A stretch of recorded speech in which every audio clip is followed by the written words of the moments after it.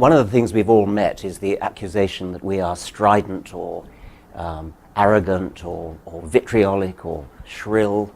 What do we think about that?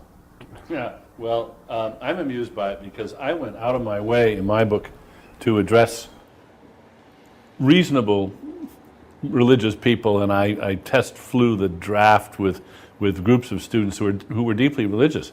And indeed, the first draft incurred some real anguish. And so I made adjustments. And it didn't do any good in the end because I still got hammered for being rude and aggressive. And I came to realize that it's a no-win situation. It's a mug's game.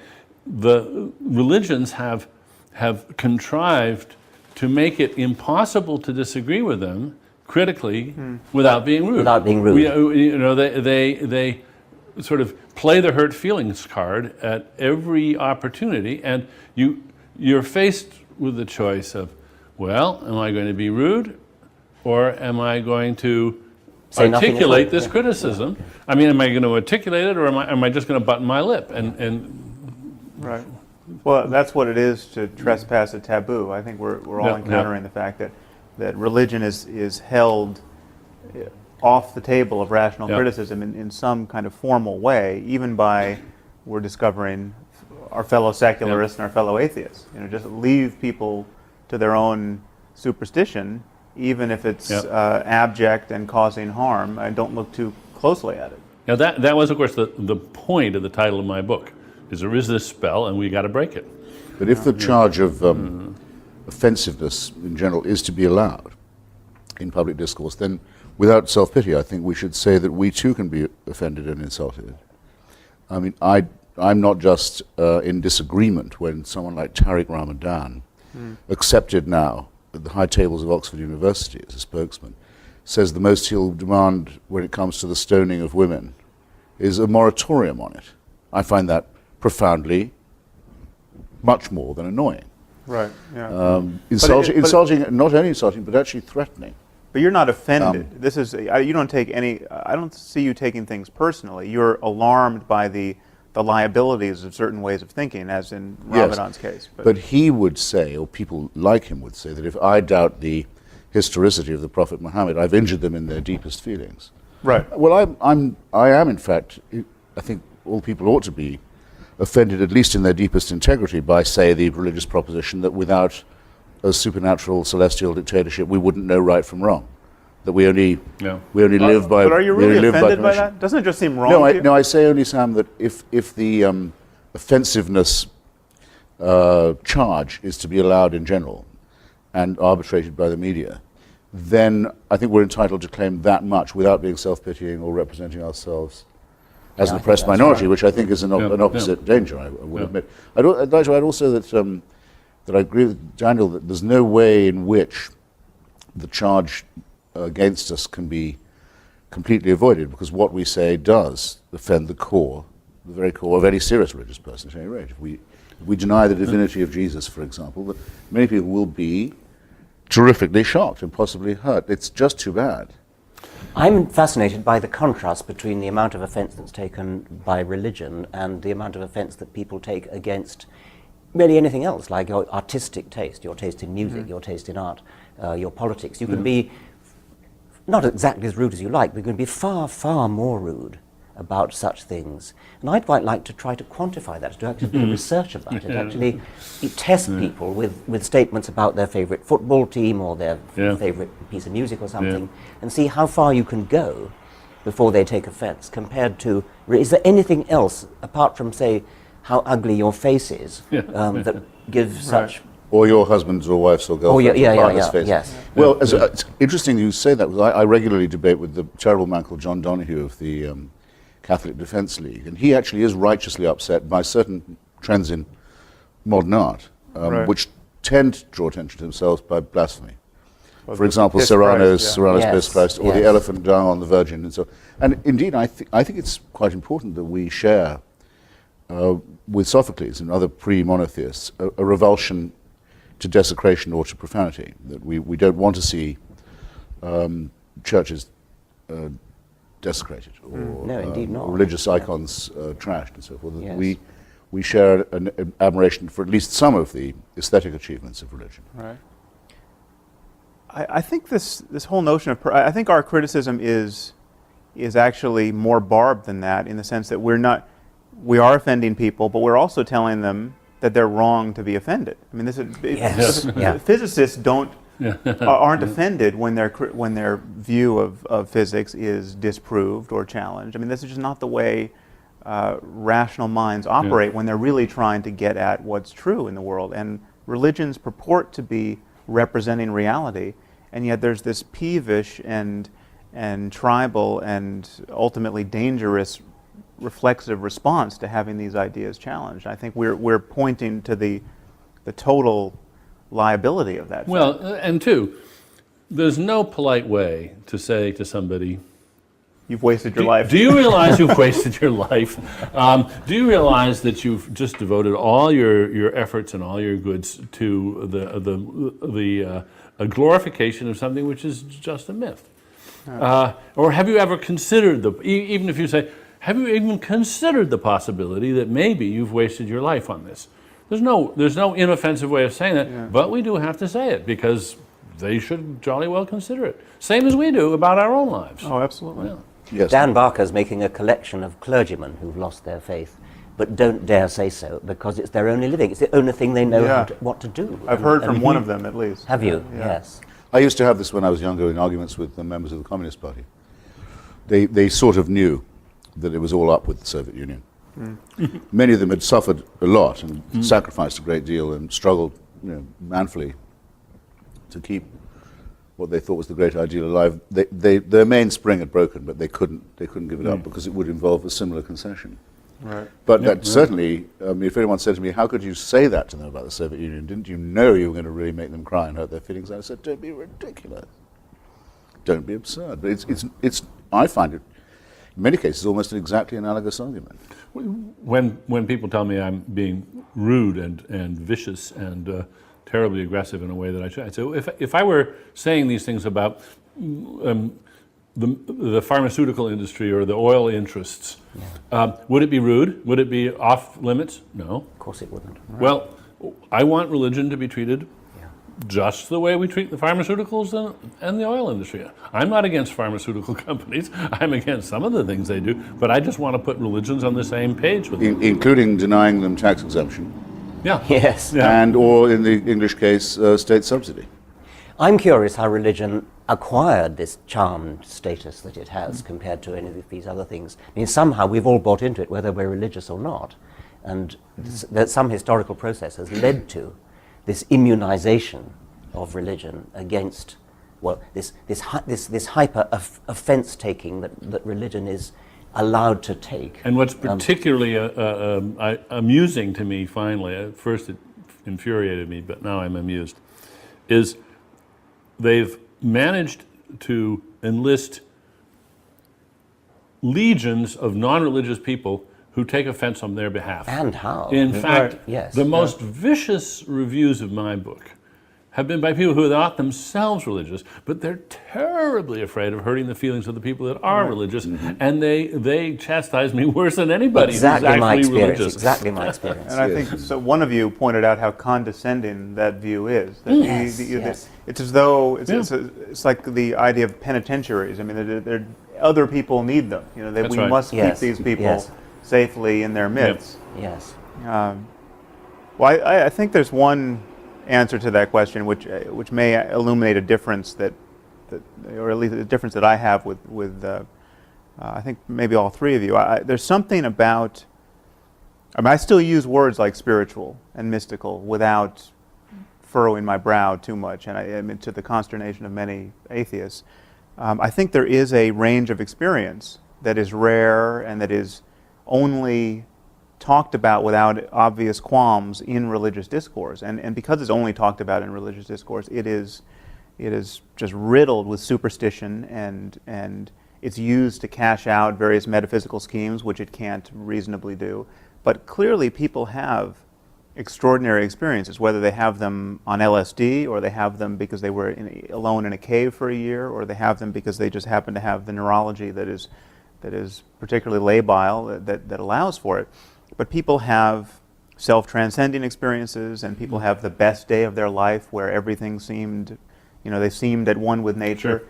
And for that, because religion seems to be the only game in town in talking about those experiences and dignifying them, that's one reason why I think it seems to be taboo to criticize it, because you're talking about the most important moments in people's lives and trashing them, at least from their view.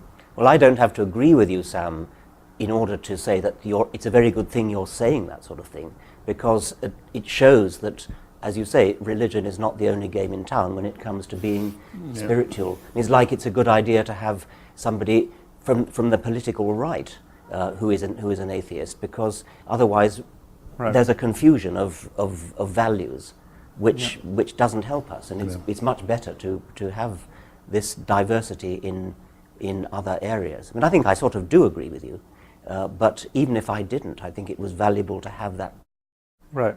If one could make one change, and only one, mine would be to distinguish the numinous from the supernatural. Yes. Right.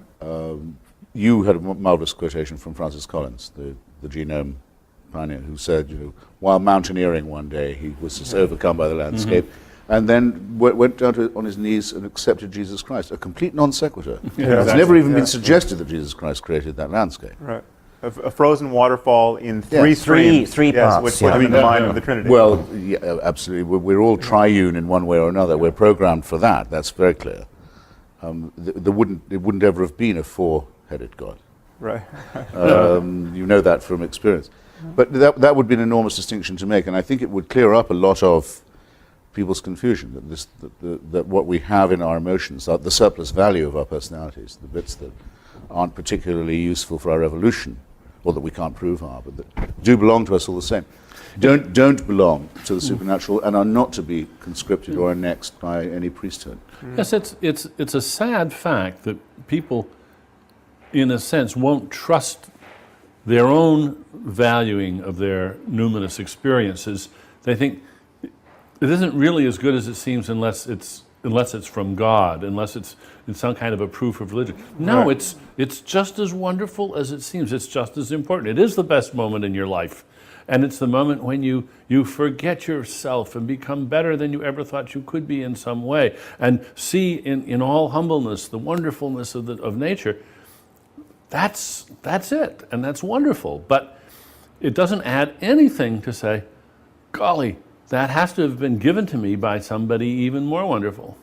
It's been also hijacked, hasn't it? By Yeah, the well, world? It's also, I'm afraid, Yeah. I think it's a deformity or shortcoming in the human personality, frankly, because the religion keeps stressing how humble it is and how meek it is and how accepting and almost to the point of self-abnegation it is. But actually it makes extraordinarily arrogant claims for these Right. moments. It says that I suddenly realized that the universe was all about me. Yeah. Yes. And felt terrifically humble about it. Come on, we can laugh people out of that, I believe. Right. Yeah. Also, Yes, And- and I and- think, and and I think indeed we must. should. I am so tired of the, if only Professor Dennet had the humility to blah, blah, blah, and Yes. humility. And this from people of breathtaking arrogance. Yeah. I think, We shove one aside saying, just don't mind me, I'm on an errand for God. Yeah, right. Well, this is a How point. modest is that? This is the point I think we should return to, this notion of the arrogance of science. Oh, because yeah. there is no discourse which enforces humility more rigorously. I mean, scientists, in my experience, are the first people to say they don't know. I mean, if you get a scientist to start talking off his area of specialization, he or she immediately starts hedging his bet, saying, I'm sure there's someone in the room who knows more about this than me, and of course, all the data's not in. I mean, this is the mode of discourse in which we are most candid about the scope of our ignorance. Well, actually, a lot of academics come up with that kind of false modesty. But I do know Well, what you mean. yes, it is. Many's the historian who says, no, Right. I yield. It's just someone No, who but can't any stand it. academic should do that. Yes, they but should, The yeah. thing about religious people is that they recite the Nicene Creed every week, which says precisely what they believe. There are three gods, not one. The Virgin Mary, Jesus died, went to down for 3 days and then came up again. Yeah. I mean, Yes. in precise detail. And yet they have the gall to accuse us of being overconfident and Yeah. of not knowing what it is to doubt. And I don't think many of them ever let themselves contemplate the question which I think scientists ask themselves all the time: what if I'm wrong? Yeah. What if I'm wrong? I mean, it's just not part of their repertoire. Actually, would you mind if I disagreed with you about that? I mean, a lot of the talk that makes religious people hard to, not hard to beat, but hard to argue with, is precisely that they'll say they're in a permanent crisis of faith. There is indeed a prayer, Lord, I believe, help thou my unbelief. Graham Greene says the great thing about being a Catholic was that it was a challenge to his unbelief. A lot of people live by keeping two sets of books. In fact, Yes. it's my impression. There is that. It's my impression, in fact, that a majority of the people I know who call themselves believers or people of faith do that all the time. I wouldn't say it was schizophrenia. That would be rude. But So- they're quite aware of the implausibility of what they say. They don't act on it when they go to the doctor or when they travel or anything of this kind. But in some sense, they couldn't be without it. But they're quite respectful of the idea of doubt. In fact, they try and build it in when they can.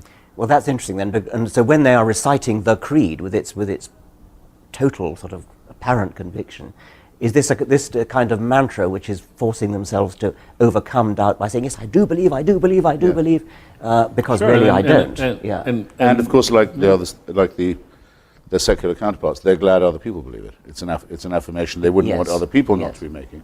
Well, also there's this curious bootstrapping move, which I tried to point out in this recent On Faith piece.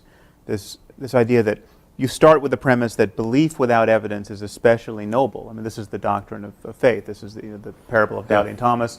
And so you start with that, and then you add this notion, which has come to me through various debates, that the fact that people can believe without evidence is itself a subtle form of evidence. I mean, we're kind of wired to, actually Francis Collins, you mentioned, brings this up in his book, where the fact that we have this intuition of God is itself some subtle form of evidence.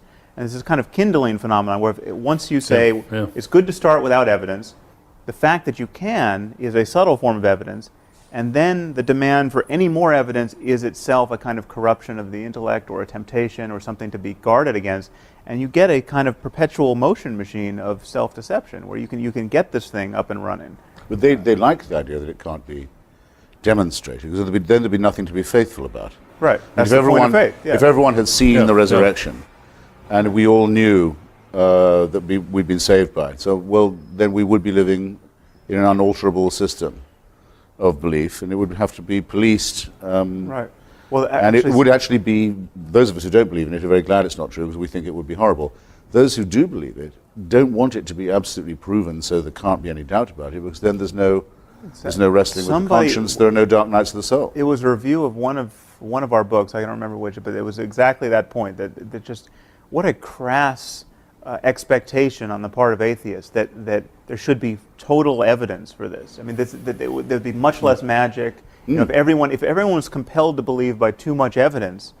Actually, this is Francis Collins. I'm sorry. This is Francis A Collins. friend of mine, Canon Fenton of Oxford, actually, said that if the church validated the Holy Shroud of Turin, he personally would leave the ranks, because if they were doing things like that, he didn't want any part of it. Right. That's too. I didn't expect when I started off my book tour to be as lucky as I was. I mean, Jerry Falwell died in my first week on the road. That was amazing. Yes, that was amazing luck. I didn't expect Mother Teresa to come out as an atheist. Yes. But reading her letters, which I now have, it's rather interesting. She writes, I can't bring myself to believe any of this. She tells all her confessors, all her superiors, I can't hear a voice, I can't feel a presence, even in the Mass, even in the sacrament. It's no small thing. And they write back to her saying, that's good. Right. That's great. You're suffering. It gives you a share in the crucifixion. It makes you part of Calvary. You can't beat an argument like that. Right. The less you believe it, the more you're an illustration The more of faith. you prove it's true. Yeah. Yeah. Yes, and the struggle, the dark night of the soul is the proof in itself. Yeah. So we just have to realize that these really are non-overlapping magisteria. We can't hope to argue with a mentality of this kind. Well, I we can do just what you're doing now, and that is, we can say, look at this interesting bag of tricks that have evolved. Notice that they're circular, that they're self-sustaining, that they don't have any, that they could be about anything, and and then you don't argue with them. You simply point out that these are not valid ways of thinking about anything, because you could use the very same tricks to sustain something which was manifestly fraudulent. And in fact, what fascinates me is that a lot of the tricks they have their counterparts with con artists. They use the very same forms of non-argument, the very same non sequiturs, and they make, for instance, they make a virtue out of trust. And as soon as you start exhibiting any suspicion of the con man he gets all hurt on you and plays the hurt feelings card and reminds you how wonderful taking it on faith is, and how I mean, there aren't any new tricks. These tricks have evolved over one could add years. the production of bogus special effects as well, which is Yeah. one of the things that completely convicts religion of being fraudulent. The belief in the miraculous. The same people will say, well, Einstein felt a spiritual force in the universe, when he said the whole point about it is there are no miracles. There are no changes in the natural order. That's the miraculous thing. They're completely cynical about claiming him. Well, the other thing worth pointing out, almost the same breath, is that these every religious person feels the same criticism of other people's faith that we do as atheists. I mean, they reject the pseudo miracles and the pseudo claims to certainty of others, and they see the confidence tricks in other people's faith, and they see it rather readily. You know, every Christian knows the Quran can't be the perfect word of the Creator of the universe, and anyone who thinks it is hasn't read it closely enough, and is just in this hermetically sealed discourse that isn't really being self-critical.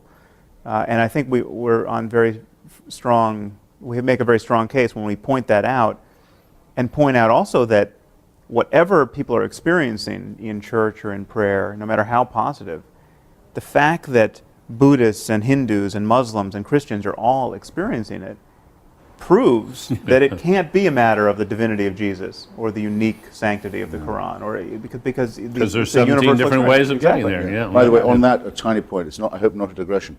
It's useful bearing that in mind too when you get, as I did this morning on ABC News, the question, well, wouldn't you say religion did some good in the world? I mean, there were good people. You never don't get that argument. And by the way, there's no reason why one shouldn't. We say, well, yes, I have indeed heard it said that Hamas provides social services in Gaza.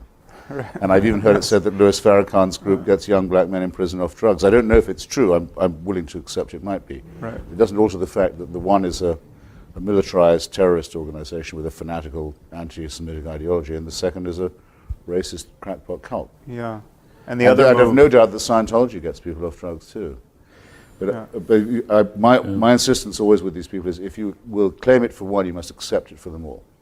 And the other move you can make there, because if you don't, it's flat out dishonest. You can invent an ideology which, by your mere invention in that moment, is obviously untrue, which would be quite useful if propagated to billions. I mean, That's right. You could say, this is my new religion. Teach people to demand that your children study science and math and economics and all of our terrestrial disciplines to the best of their abilities.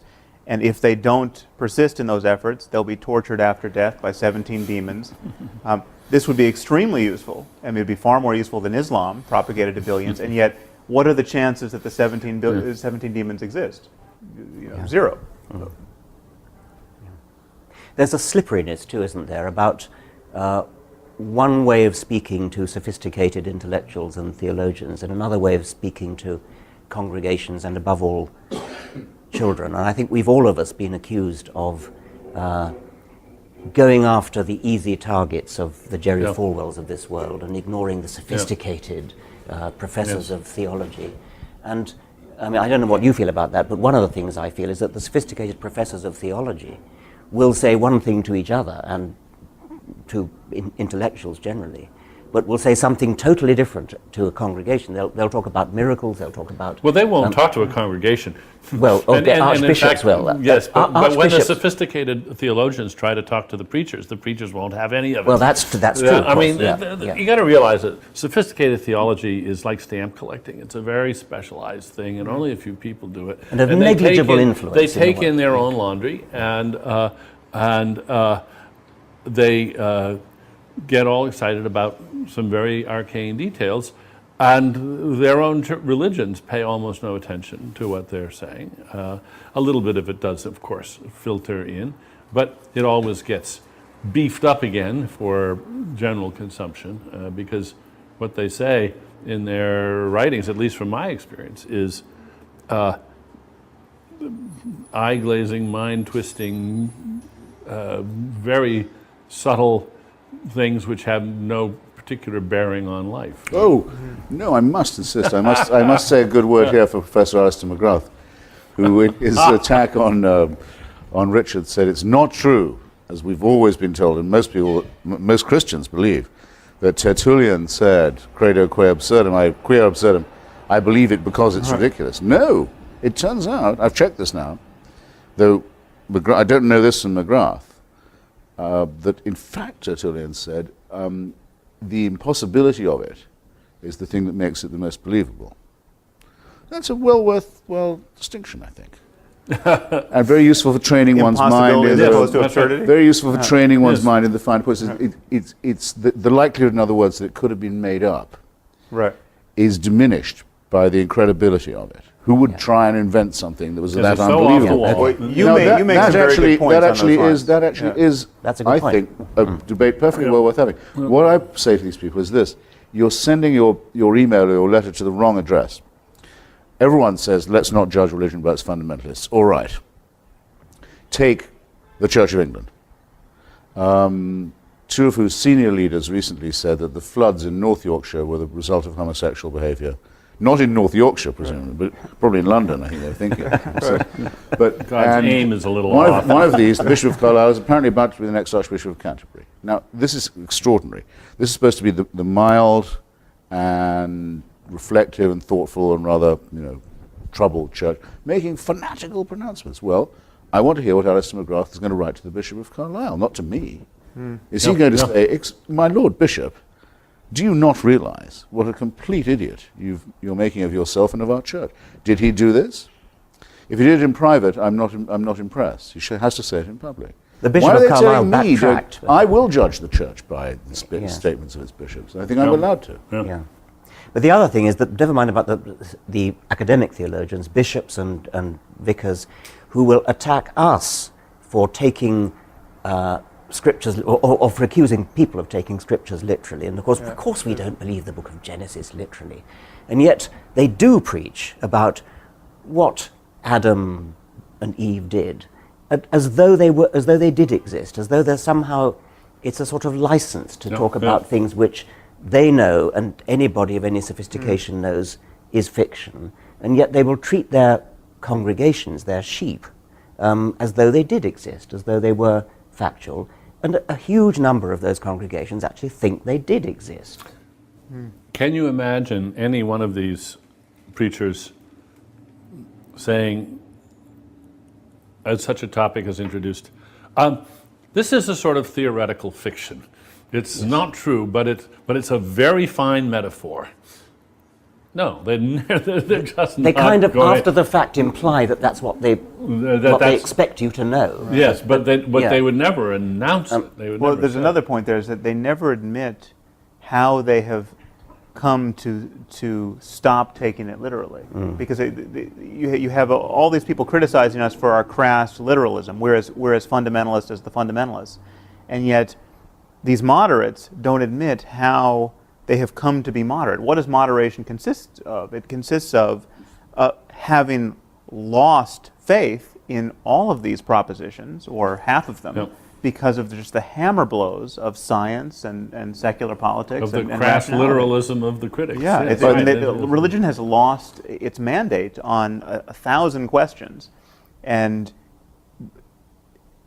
moderates tend to argue that this is somehow a triumph of faith, that faith is somehow self-enlightening, whereas it's been enlightened from the outside. It has been, it has been intruded upon by On science. that point that I was wanting to raise myself about our own so-called fundamentalism, there's a cleric in Southwark, the first person I saw attacking you and I in print as being just as fundamentalist as those who blew up the London Underground. Do you remember his name? I don't remember his name. Sorry, I don't remember. He's a very senior Anglican cleric in the Diocese of Southwark. I went on the BBC with him. Just entre parenthèses, I'll say, when I said, how can you call your congregation a flock? Doesn't that say everything about your religion, that you think they're sheep? He said, well, actually, I used to be a pastor in New Guinea, where there aren't any sheep. Well, of course, there are a lot of places where there are no sheep. Gospel's quite hard to teach as a result. We found out what the most important animal to the locals was, and I remember very well my local bishop rising to ask the Divine One to behold these swine. his new congregation. But this is the man who deliberately does a thing like that, that's as cynical as you could wish, and as adaptive as the day is long.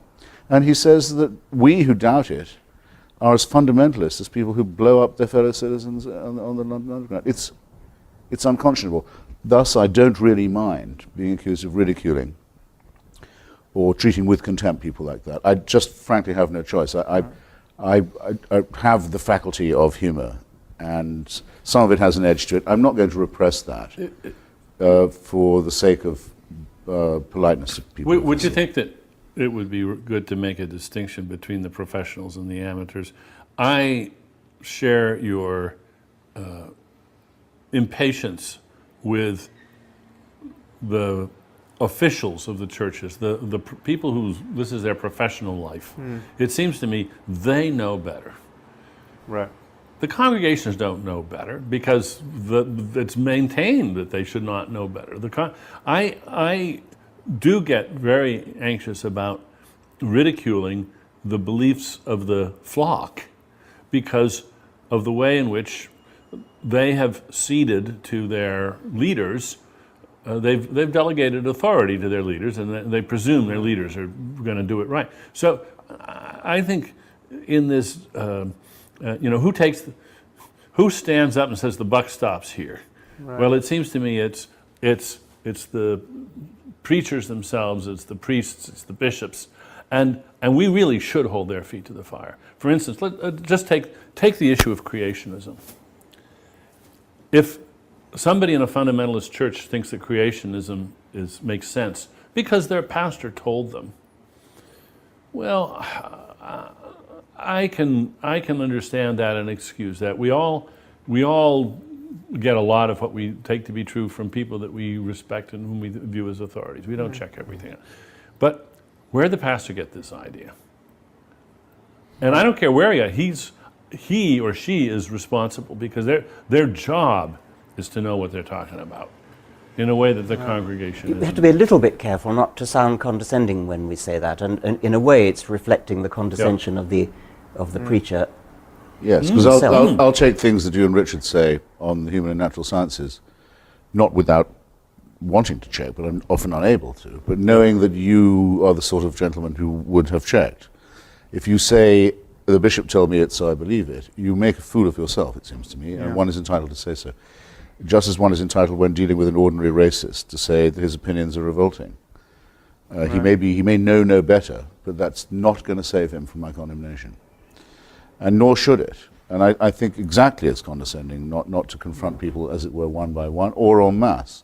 So public opinion is often wrong. Mob opinion is almost always wrong. Let's linger religious on this opinion issue is of wrong. authority. Religious opinion is wrong by definition. We can't avoid this conflict. I wanted to intrude the name H.L. Mencken at this point. Mm-hmm. Now a very unjustly celebrated American writer, not particularly to my taste, much too much of a Nietzschean, and what really was once meant by social Darwinists at one stage. But why did he win the tremendous respect of so many people in this country in the 20s and 30s? Because he said, the people who believe what the Methodists tell them and what William Jennings Bryan tells them are fools. They're not being fooled, they are fools. They should... Shame on them for believing these. Yes, they make themselves undignified and ignorant, and no mincing of words here, and a great admixture of wit and evidence and reasoning. It absolutely works. It's the most successful anti-religious polemic there's probably ever been in the modern world. In the 20th century, anyway. I think we just touched upon an issue that we should really highlight this whole Yeah. notion of authority, because Yeah. religious people often argue that science is just a tissue of uncashed checks. You know, we're all Yeah, yeah. relying on authority. How do you know that the cosmological constant is whatever it is? You know, so I think you two are well placed to do this. Differentiate the kind of faith placing in authority that we practice without fear in science and rationality generally, and the kind of faith placing in the preacher or the theologian that we criticize. Well, what we actually do when we who are not physicists take on trust what physicists say is we have some evidence to suggest that physicists have looked into the matter, that they've done experiments, that they've peer-reviewed their papers, that they've criticized each other, that they've been subjected to massive criticism from their peers in seminars and in lectures and things. And they've come through. And remember the structure that's there too. It's not just that there's peer review, but it's very important that it's competitive. For instance, when Fermat's last theorem was proved by Andrew Wiles. Andrew Wiles. The reason that those of us who, forget it, I'm never going to understand that proof, but the reason that we can be confident that it really is a proof is that Nobody wanted him to get there every first. other mathematician who was competent in the world was very well motivated to study find that, it, yeah. and believe me, if they begrudge him that this is a proof, it's a proof. Yes. Yeah. And there's nothing like that nothing like that. No, because in when The religion. antithesis of No, that. no religious person has ever been able to say what Einstein said. If I'm right, the following solar event will occur off the west coast of Africa in, I forget how many years and months from now, and it did, within a very tiny degree of variation. There's never been a prophecy that's been vindicated like that, or anyone willing Yep. to place their reputation and their, as it were, their life on the idea that it would be. I was once asked at a public meeting, don't you think that the mysteriousness of quantum theory is just the same as the mysteriousness of the Trinity or the transubstantiation? And the answer, of course, can be answered in two quotes from Richard Feynman. One, Richard Feynman said, if you think you understand quantum theory, you don't understand quantum theory. He was admitting that it's highly mysterious. But the other thing is that the predictions of quantum theory experimentally are verified to the equivalent of predicting the width of North America to the width of one human hair. And so quantum theory is massively supported by accurate predictions, even if you don't understand the mystery of the Copenhagen interpretation or whatever it is. Whereas the mystery of the Trinity doesn't even try to make a prediction, let alone an accurate one. You know, I don't like. It isn't a mystery either. I don't just like the use of the word mystery here. Yes. I think there's been a lot of consciousness raising in philosophy about this term, where we have so-called Mysterians, the new Mysterians. These are people who like the term mystery. Noam Chomsky is famously quoted to say, "There's two kinds of questions: there's puzzles and mysteries. Puzzles are soluble, mysteries aren't." And first of all, I just don't buy that, but I buy the distinction and say there's nothing about mystery in science. There's puzzles, there's deep puzzles, there's things we don't know, there's things we'll never know, but they aren't systematically incomprehensible to human beings. The glorification of the idea that these things are systematically incomprehensible is, I think, has no place in science. Which is why I think we should be quite happy to revive traditional terms in our discourse, such as obscurantism and obfuscation, is what they really are. And to point out that these things can make intelligent people act stupidly. John Cornwell, who's just written another attack on yourself, Richard, and who is an old friend of mine, a very brilliant guy, wrote one of the best studies of the Catholic Church and fascism that has been published. He's in his review of you, he says, Professor Dawkins should just look at the shelves of books there are on the Trinity. The library is full of attempts to solve this problem before he's so... But none of the books in those religious libraries solve it either. Yeah. No. The whole point is that it remains insoluble and is used to keep people feeling baffled and inferior. But I want to come back to the thing about mystery in physics, because isn't it possible that our evolved brains, because we evolved in what I call middle world, where we never have to cope with either the very small or the cosmologically very large, we may never actually have an intuitive feel for what's going on in quantum mechanics, but we can still test its predictions. Yeah. We can still Yeah. actually do the mathematics and do the physics to actually test the predictions, because anybody can read the dials on a... Right. I think what we can see is that what scientists have constructed over the centuries is a series of tools, mind tools, thinking tools, mathematical tools, and so forth, which enable us to some degree to overcome the limitations of our evolved brains, our Stone Age, if you like, brains. And overcoming those limitations is not always direct. Sometimes you have to give up something. Yes, you'll just never be able to, as you say, to be able to think intuitively about this. But you can know that even though you can't think Yeah, intuitively that's about right. it, there's this laborious process by which you can make progress, and you do have to cede a certain authority to the process, but you can test that, and it can carry you from A to B. In the same way, if you're a quadriplegic, an artificial device can carry you from A to B. Doesn't mean you can walk from A to That's B, right. but you can get from A to B. Yes. I mean, the bolder physicists will say, well, who cares about intuition? I mean, just look at the math. Yeah. That's right. They are comfortable with Yeah. living with their Yes. prostheses. Well, the perfect Yes, example that's of right. that is just dimensions beyond 3, because we Yeah, can't right. visualize Yes. a 4th dimension or a Yeah. 5th, Yeah. but it's trivial to represent it mathematically. Yeah. And so we can move And into other now, domains. and of it. now we teach our undergraduates how to manipulate n-dimensional spaces and to think about vectors in n-dimensional spaces. And they get used to the fact they can't quite what you do is you imagine 3 of them and say, you wave your hand a little bit and say, more of the same. Yeah. But you check your intuition by running the maths, and it works. But it's easy to do something. Say you're a psychologist looking at personality, and you say there are 15 dimensions of personality, and you could think of them as being 15 dimensions in space. Yep. And anybody can see that you can imagine moving along any one of those dimensions, with respect to the others, and you don't actually have to visualize 15-dimensional space. No.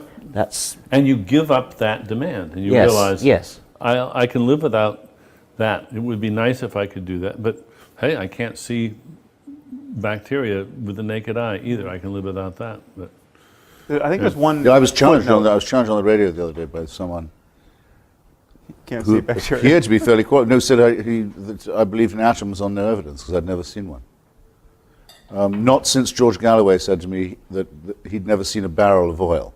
Right. That's cute. That Yeah, is the virtue of being it's, cute. but you realise that people at this point, they're wearing themselves right down to their uppers. I mean, they're desperate when they get to this stage. Yeah. The reason I say it is because I think it could, I don't want us to make our lives easier, but it makes the argument a little more simple. We are quite willing to say there are many things we don't know. Or Haldane, I think it was, said, the universe is not just queerer than we understand, it's queerer than we can understand.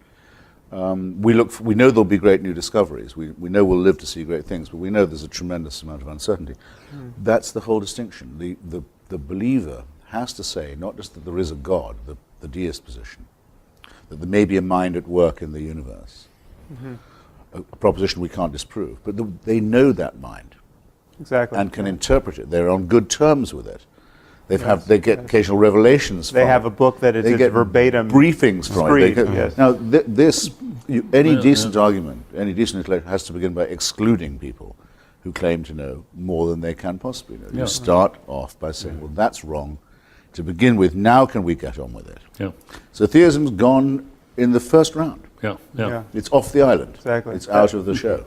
That's a footnote I wanted to add to what Dan was saying. Even if mystery was somehow something we had to just, a bitter pill we have to swallow in the end. We are cognitively closed to the truth at some level. That still doesn't give any scope to theism. Absolutely not, because it's just as close to them as it is to those who aren't. And also they claim perfect transparency of revelation. And also they can't be allowed to forget what they used to say when they were strong enough to get away with it. Exactly. Yeah. Which is, this is really true, right, in every detail. And if you don't believe it, we'll kill you. Yes, yeah. Yeah. We'll kill you, and it may take some days to kill you, but Right. we will get the job done. Yeah. Yes. No, they wouldn't have the power they have now if they hadn't had the power they had then. Right. And you know, this, what you just said, Christopher,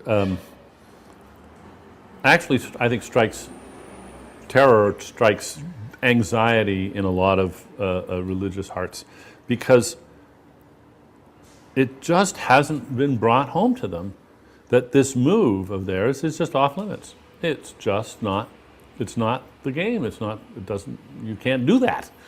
And they've been taught all their lives that you can do that. This is a legitimate way of conducting a discussion.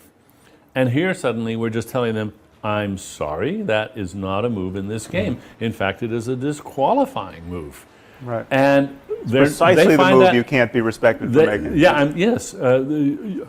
Just Adumbrate the move for me a bit, if you would, or for us. Perhaps only for me.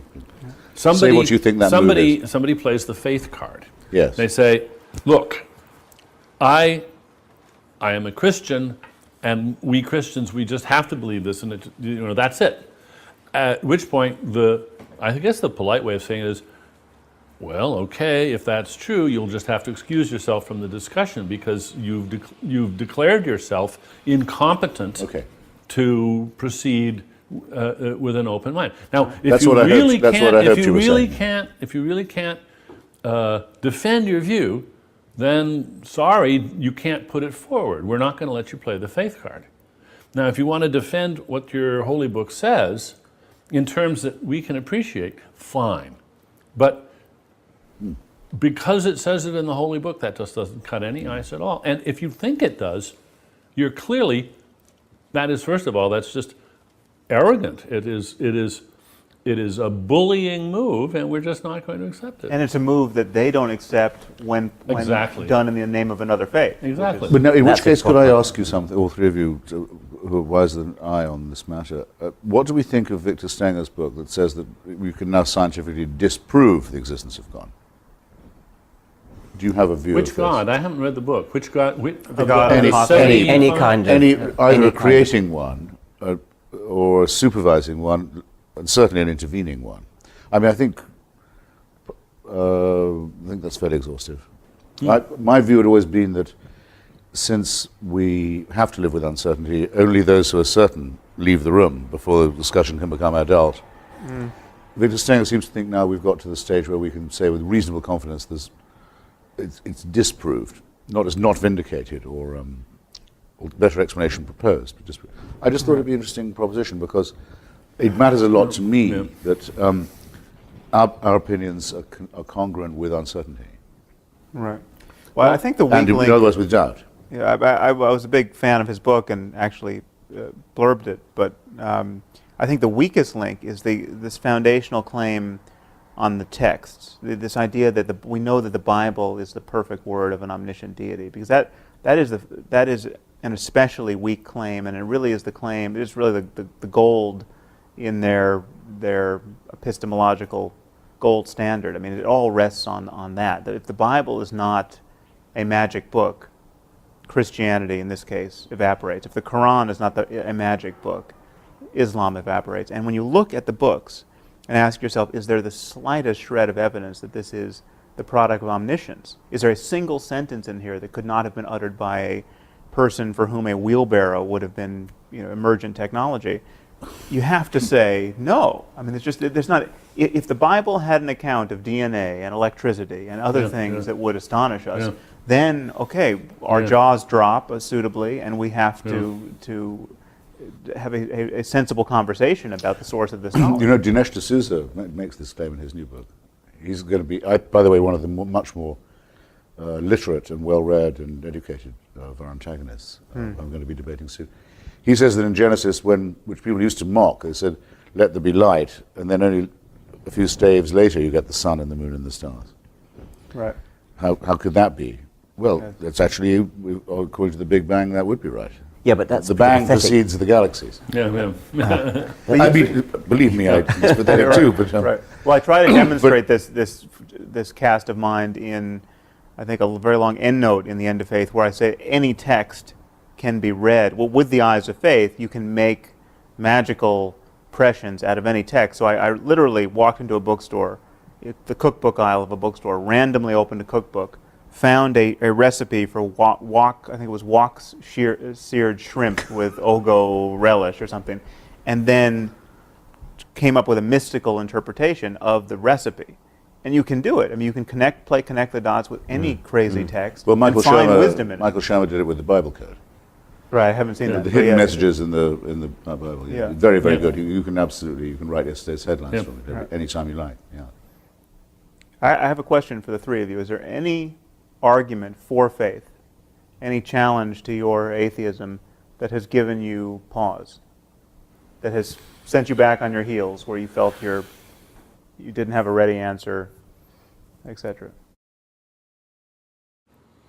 I actually can't think of any. I mean, I think the closest Yeah, is the idea that the fundamental constants of the universe are too good to be true, and that does seem to me to need some kind of explanation if it's true. I mean, Victor Stenger doesn't think it is true, but many physicists do.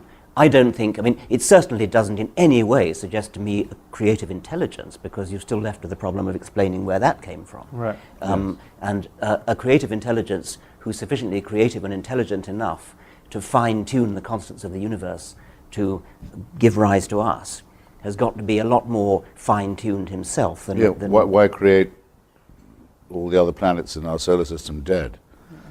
well, that's a separate question. Yeah. Say, well, if you're that good. Yeah. I mean, Yes. Yeah. Bishop Montefiore was very good at this. Was a former friend of mine. Say that you have to marvel at the conditions of life and the knife edge on which they are. So it is a knife edge. Yes, our planet is a lot of it too hot or too cold. Right. It's sort of climate. Riddled with The other parasites, planets are completely too hot or too cold to support life. And that's just one solar system, the only one we know about where there is life. Not much of a designer, and of course you can't get out of the infinite regress. But I've not come across a single persuasive argument of that kind. But I wouldn't have expected to, because as I realized when I thought one evening, they never come up with anything new. Well, why would they? Their arguments are very old by definition. And they were all evolved when we knew very, very little about the natural order. The only argument that I find at all attractive, and this is for faith, you asked, as well as for theism, is what I suppose I'd call the apotropaic. When people say all the praise belongs to God for this, he's to be thanked for all this. That is actually a form of modesty. It's a superstitious one. That's why I say apotropaic. But Right. it's avoiding hubris. It's also for that reason, obviously pre-monotheistic. But religion does or can help people to avoid hubris, I think, morally and intellectually, and that might be a. But that's not an small- argument that it's true. Oh, for heaven's sake! There aren't. There are and cannot be any such arguments. I think. Well, maybe I should broaden this Well, question. no, wait a minute. I think But before you answer, Dan, I could give you several discoveries which would shape my faith Let me- right to the ground. But let me just broaden the question. Yeah. Not only Rabbits in the Precambrian. No.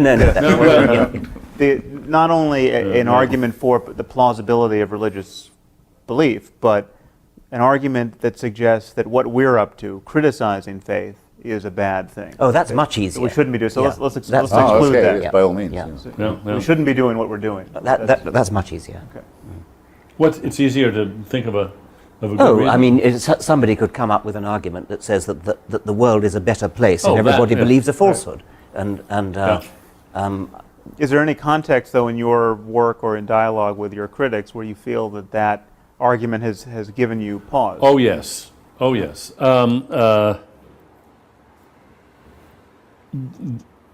Not so much in Breaking the Spell, but when I was working on my book on free will, Freedom Evolves, I kept running into critics who who were basically expressing something very close to a religious view, namely, look, free will is such an important idea. If we gave up the idea of free will, we would have, people would lose a sense of responsibility and we would have chaos.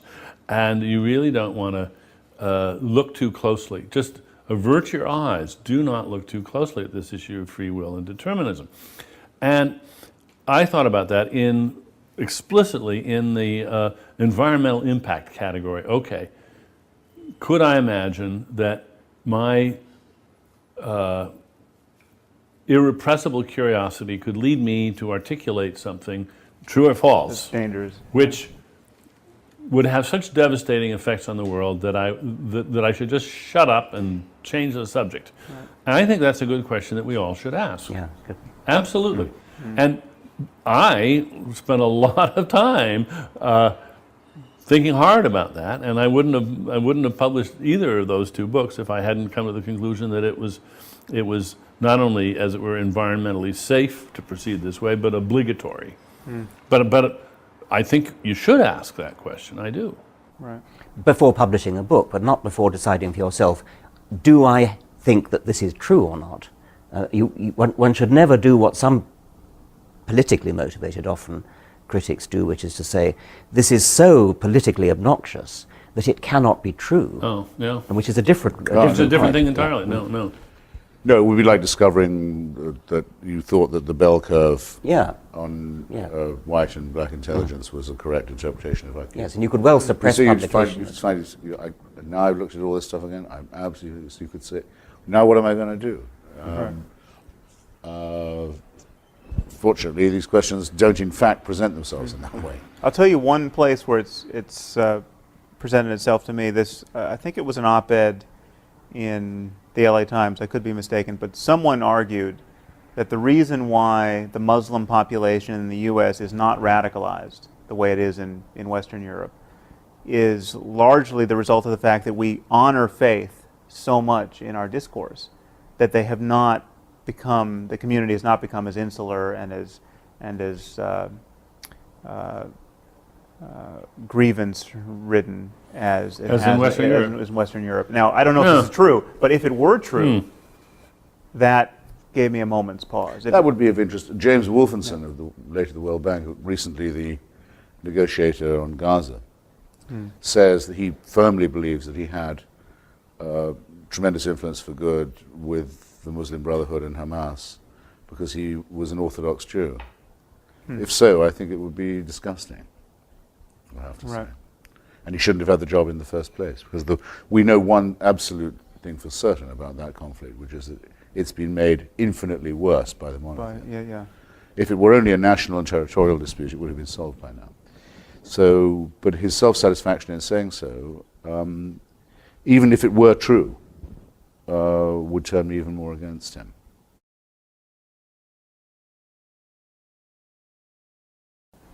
There are two issues converge here. One is the question, what do we want to accomplish? What do we reasonably think we can accomplish?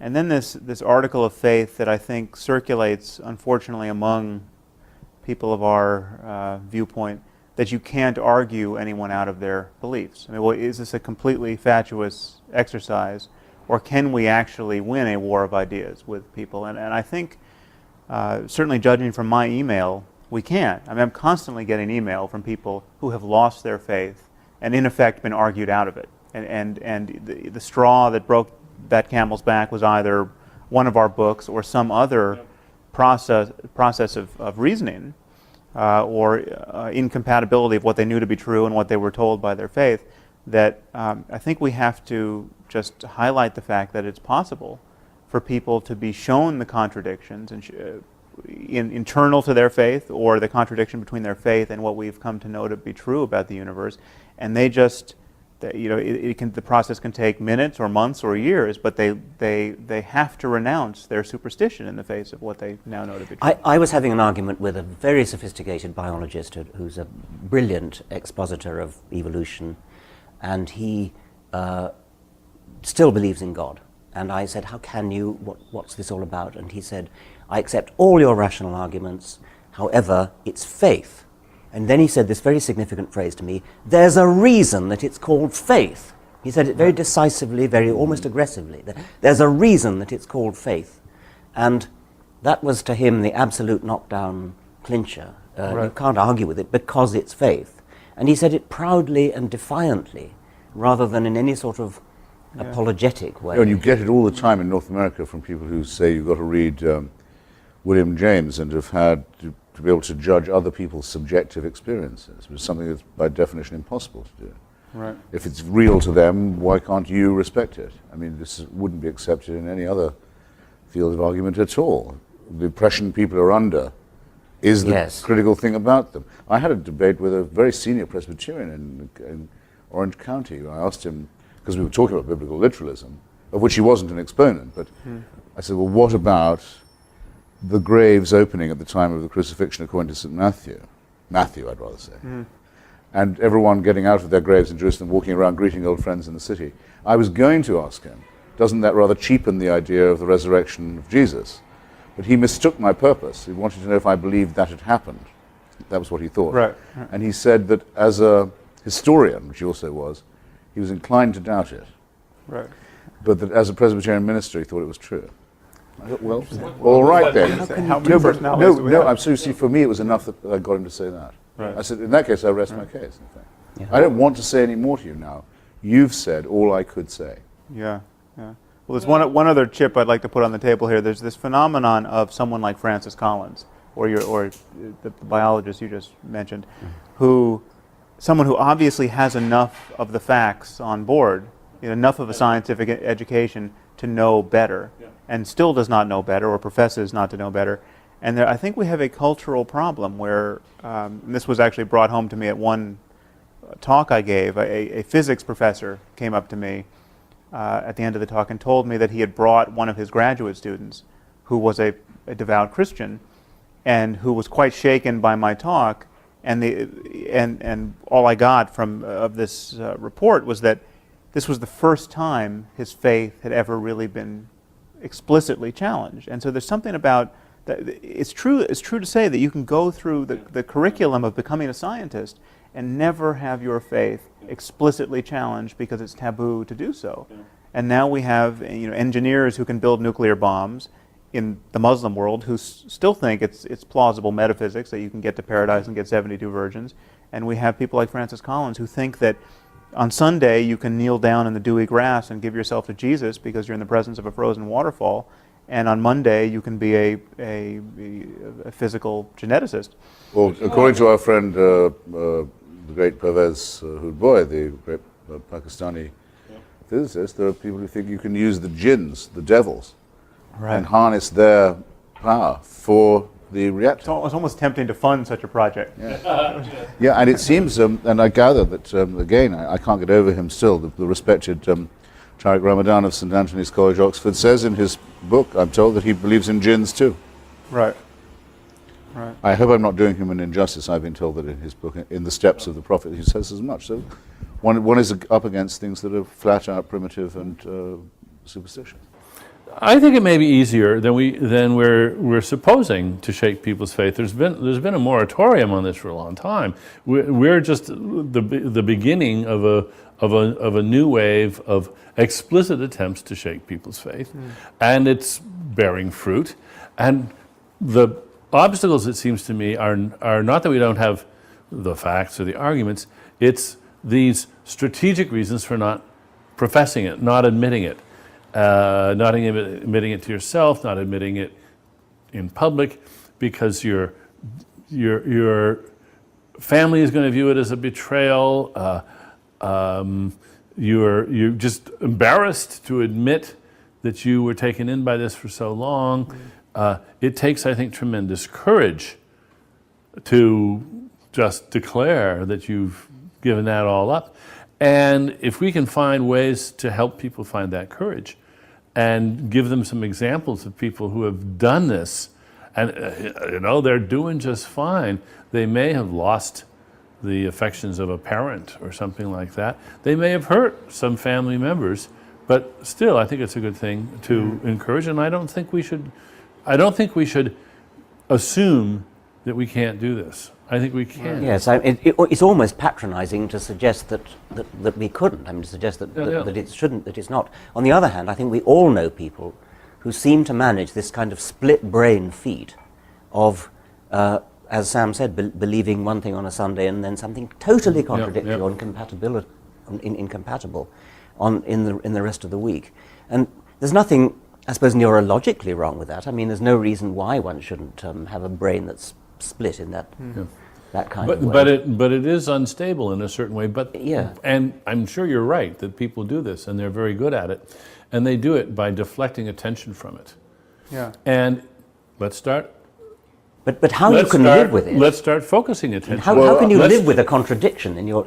By forgetting that you're doing this and by not attending to it. I think what I would love to do is to invent a memorable catchphrase or term that would rise unbidden in their minds when they caught themselves doing it. Mm-hmm. And then they would think, oh, this is one of those cosmic shifts that Dennet and Dawkins and Harris and Hitchens are talking about. Oh, right, and they think this is somehow illicit. Just to create a little more awareness in them of what a strange thing it is that they're doing. Yeah. I'm afraid to say that I think that cognitive dissonance is probably necessary for everyday survival. Everyone does it a bit. You mean tolerating cognitive dissonance? No, practicing. Actually practicing it. Practicing, because, I mean, I don't know, take the case of someone who's a member of MoveOn.org. They think the United States government is a brutal, militaristic, imperial regime that crushes the poor and invades other people's countries. But they pay their taxes. It's very, very rare that they don't. They send their children to school. They do their stuff. You know, they don't act all the time as if 10% of what they believe is true.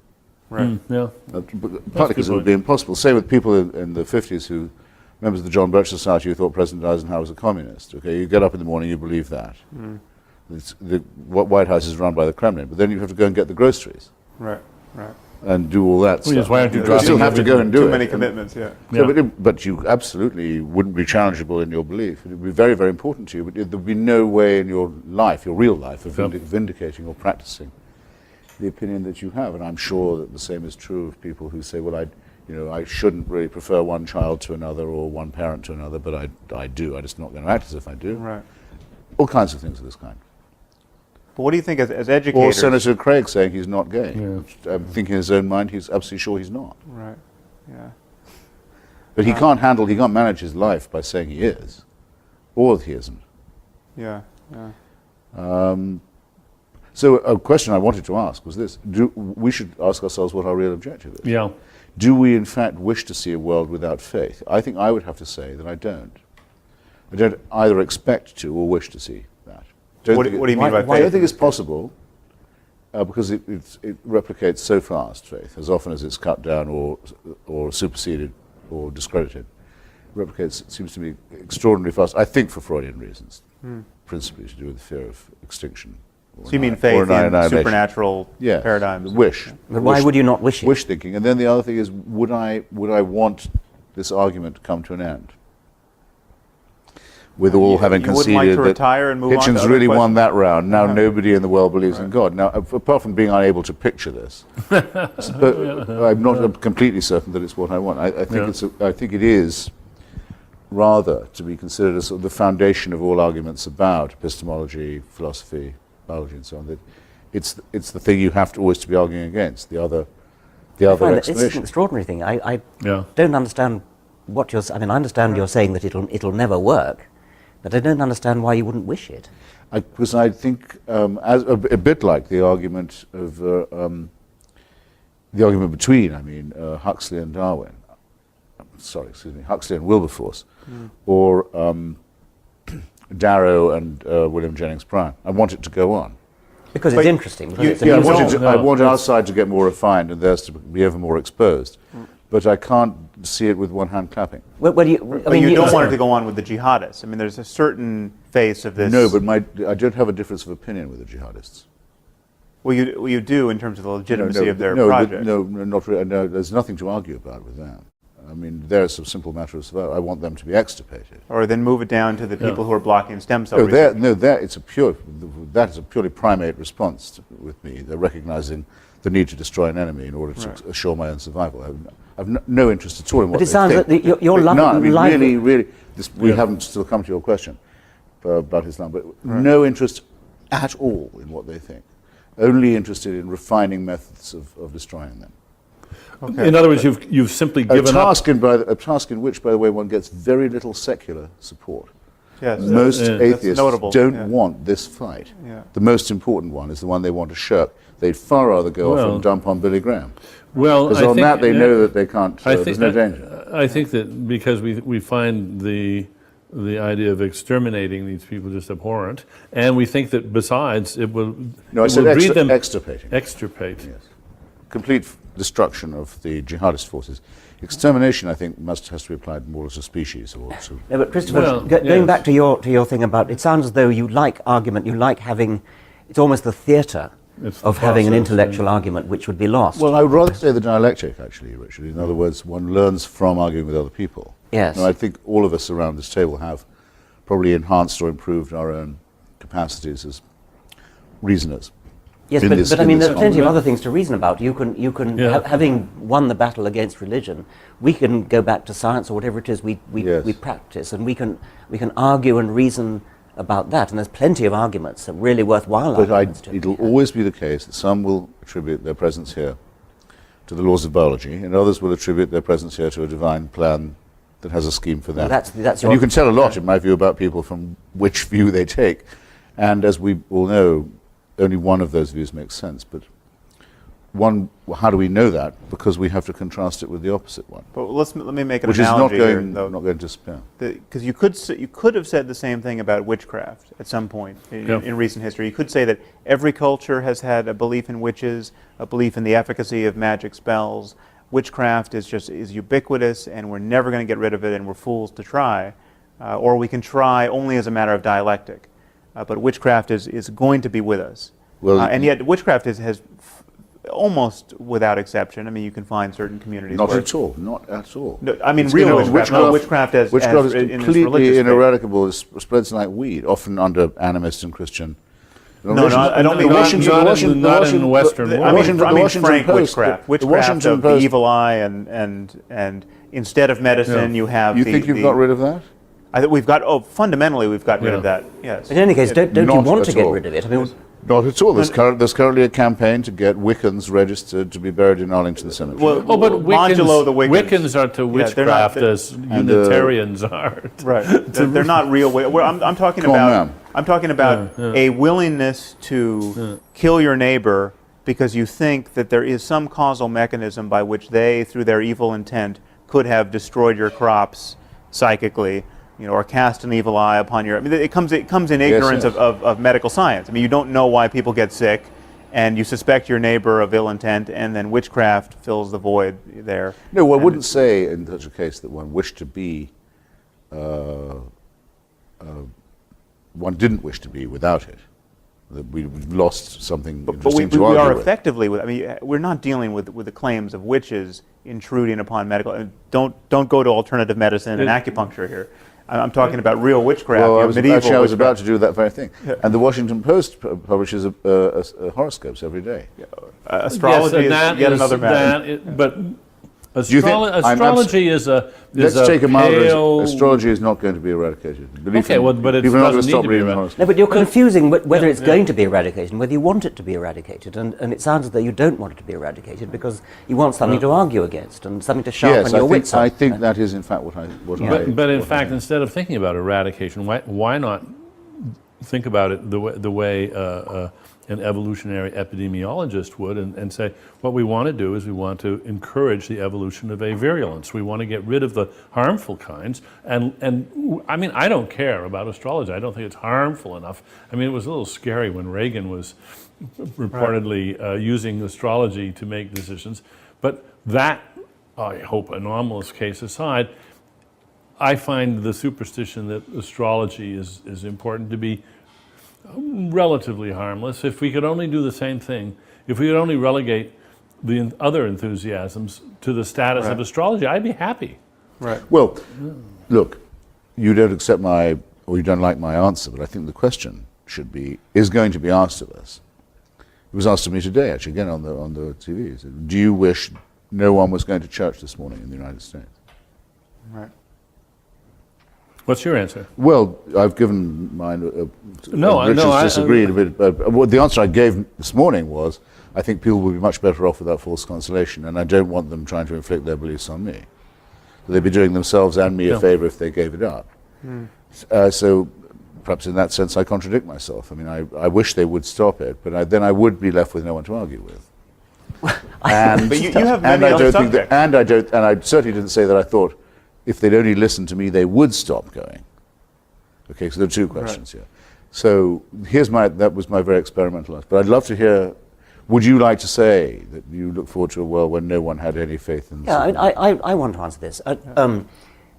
Whether it's astrology or religion or anything else, I want to live in a world where people think skeptically for themselves, look at evidence, not because astrology is harmful, I guess it probably isn't harmful, but if you go through the world thinking that it's okay to just believe things because you believe them without evidence, then you're missing so much. And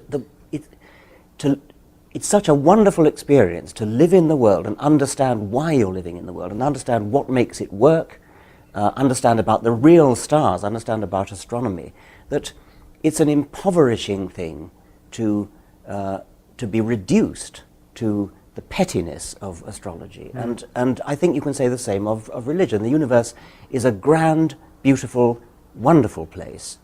And it's petty and parochial and cheapening to believe in jinns and supernatural creators and supernatural interferers. I think you could make an aesthetic case that we want to get rid of. Fine. I could not possibly agree with you more. But let's talk about priorities. Okay.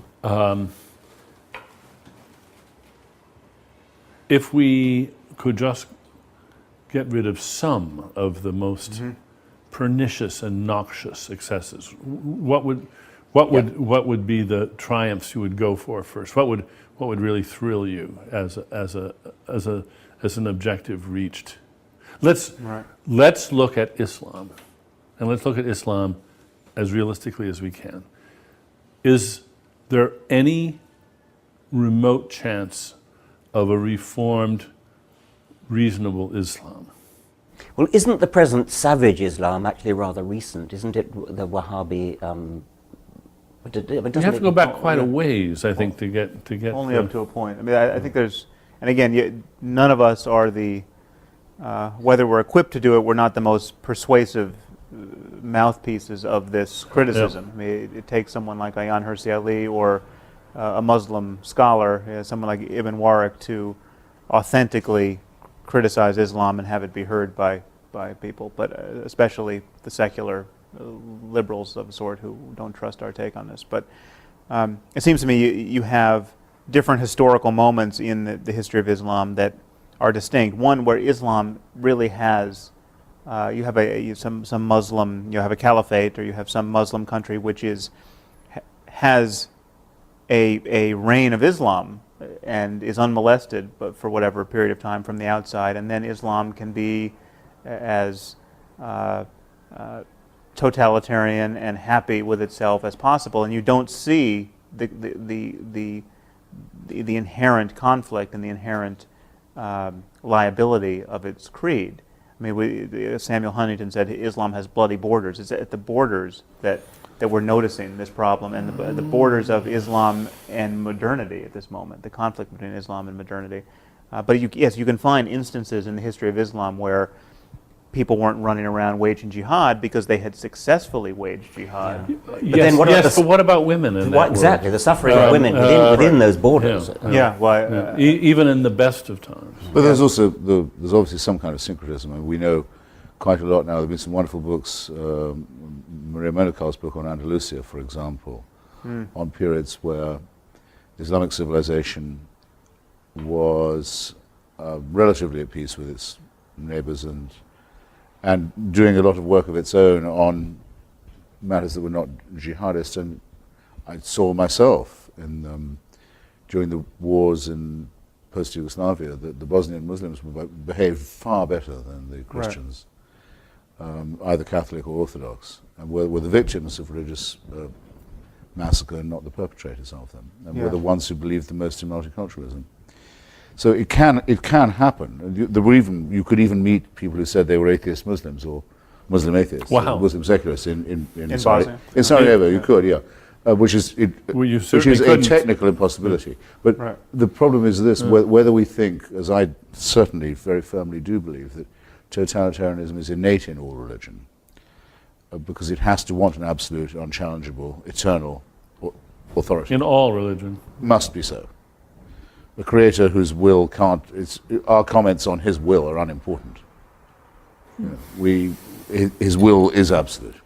It cannot be challenged, and applies after we're dead as well as before we're born. I mean, that is the origin of totalitarianism. I think Islam states that in the most alarming way, in that it comes as the third of the monotheisms and says nothing further is required.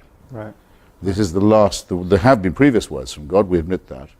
We don't claim to be exclusive, but we do claim to be final. Yeah. There's no need for any further work on this point. And we do claim that there's no distance between theology and in our world, surely the worst thing anyone can say is no further inquiry is needed. Right. You've already got all you need to know. All else is commentary. That's the most sinister and dangerous thing. And that is a claim that Islam makes that others don't quite make in the same way. Well, let me play devil's advocate for a After all, moment on that there's no point. refutation of Islam in Christianity or Judaism, but there is in Islam. We accept all the bad bits of Judaism. We love Abraham and his sacrifice of his son, willingness to sacrifice. Yeah. We love all that. We absolutely esteem the virgin birth, the most nonsensical bits of Christianity. We think, all that's great. You're all welcome to join, but we have the final word. Right. That's deadly. Yes. And I think our existence is incompatible with that preaching. Let me just play devil's advocate for a moment, so at least we're clear what the position is. I'd rather speak for the devil pro bono myself. Well, okay. We can all speak for the devil. I'm sure a lot of people think we're doing just that. I, for one, think that the fact that something is true is not quite sufficient for spreading it about or for trying to discover it. The idea that there's things we should just not try to find out is an idea that I take seriously. And I think we at least have to examine the proposition that there's such a thing as knowing more than is good for us. Now, if you accept that so far, then a possibility we have to take seriously, even when we reject it, we should reject it having taken it seriously, is the Muslim idea that indeed the West has simply gone way too far, that there is lots of, this is knowledge that's not good for us, it's knowledge that we were better off with that, and the fact that many Muslims would like to turn the clock back, they can't, of course. But I have a certain sympathy for a Muslim who says, well, yeah, the cat's out of the bag, it's too late, it's a tragedy. You in the West have exposed truths to yourselves, and now you're forcing them on us, that the species would be better off not knowing.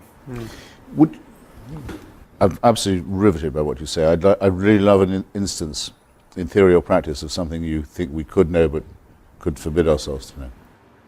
Because that is harder for me to imagine in a world without faith. I must say. Well, you brought up the bell curve. I mean, if there Yes. were reliable differences in intelligences between races or species, But I don't think any of us here genders, do think that that's the case. I mean, I think there must be something, you must have thought of something you could believe but wish you didn't know. Oh, I don't think it's hard to dream up things which, if they were true, it might be better for the human race to go on not knowing them. But Yeah. could you concretize it just a No, little yeah, more? I'm completely fascinated. I mean, the hypothetical is one thing, but Christopher's asking, do you actually, Was there have something you in ever mind? suppressed something? That, No, I haven't. No. Can you imagine yourself doing so, by the way? I mean, I can't. Oh, I can imagine it. I hope it never comes up. Well, But- take the synthesizing of bioweapons. I mean, what Yeah, should nature publish the code for smallpox, where you can just anyone okay. within his exactly. lab can There's all those cook sorts it of up. Oh well, all right, but that wouldn't be a knowledge of which we should remain innocent. Well, That would be an I ability. think- That would be more like a I capacity. think with foresight, it's certainly you can conceive of a circumstance where someone can seek knowledge, the only conceivable application of which would be unethical, or the dissemination of which would put power in the wrong hands. Or Yes. I mean, but actually, you brought up something which I think is crucial here, because it's not so much the spread of the wrong of seditious truths to Islam or the rest of the world that I think we're guilty of in the eyes of our opponents. It's the not honoring of facts that are not easily quantified and easily discussed in science. I mean, the classic retort to all of us is, prove to me that you love your wife. I mean, as though this is a knockdown argument against atheism. You can't prove it. Well, if you unpack that a little bit, you can prove it. You can demonstrate it. We know what we mean by love. But there is this domain of the sacred that is not easily captured by science, and scientific discourse has really ceded it to religious discourse historically. and artistic discourse, Yeah, which is yes. not religious necessarily. But I would argue it's not even well captured by art necessarily. There's something in the same way that love is not really well captured by art, and compassion is not. Well, I mean, you can represent it in art, but it's not reducible to. You don't go into the museum and find compassion in its purest form. And I think there's something about the way we, as atheists, merely dismiss the bogus claims of religious people that convinces religious people that there's something we're missing. And I think we have to be sensitive to this. Absolutely. That's why they bring up, what about when has secularism ever built anything like Durham Cathedral, or Chartres, or devotional painting, or the music of Bach. But I think guess it would have we to have be Bach, answers yes. to that. I think we have answers to that. I mean, and you Yes, we do. provide a very good answer to that. If there was secular patronage of the arts at that point, then one, we can't know that Michelangelo was actually a believer, because the consequences of professing your unbelief in that case was death. But two, if we had a secular organization To commission Michelangelo. we would have all that secular artwork. Though I didn't actually say that the corollary held. Which? I think it's true we can't know with devotional painting Right. and sculpture and architecture that the patronage didn't have a lot to do with it. But I can't hear myself saying, if only he had a secular painter, he'd have done just as good work. Oh, no. It I wasn't think I'm devotional. fusing you and Richard there. I think I can't, I don't know why, and I'm quite happy to find that I don't know why. I can't quite hear myself saying That Michelangelo, if he'd been commissioned to do the ceiling of a museum of science, wouldn't have produced something just as wonderful. In some way, I'm reluctant to Really? affirm that, yes. I find it very, very easy to believe that. That could be a difference between us. I mean, with devotional poetry, where I do think, I don't know very much about painting or architecture or music, Right. but, and some devotional architecture, like say St. Peter's, It couldn't be done. I don't like anyway. And knowing that it was built by a special sale of indulgences doesn't help either. Yeah, right. With devotional poetry, like that of, say, John Donne or George Herbert, I find it very hard to imagine that it's faked or done for a patron. I mean, Yes, I think that's fair enough. it would be very improbable people would write poetry But like could that it be done in the to spirit please of reason? anyone. Well, I frankly think that's the only explanation. But in any case, what conclusion would you draw? I mean, if Donne's devotional poetry is wonderful, Yes. so what? I mean, it doesn't show that it represents truth in any sense. Not in the least. Well, my favourite devotional poem is Philip Larkin's Churchgoing. It's one of the best poems ever written. Right. It exactly expresses. I wish I had it here. Well, actually, I do have it here. If you like, I can read it. But I wouldn't trust anyone who believed any more or any less than Larkin does when he goes to a wayside Gothic church in the English countryside. Right. Who felt, I don't say believed, I shouldn't say believed, who felt any more than he does. He's an atheist. Or who felt any less, that there's something serious about this. All right, but And something written into the human personality and as well as the landscape. This but brings us back I don't to your I don't see question. that this is Of course, anything other than it goes a without special saying, it says case nothing of- about the truth of religion. I don't think this is see how this is anything other than a special case. Other special cases of which would be, you just couldn't, I can't think of a perfect example of this.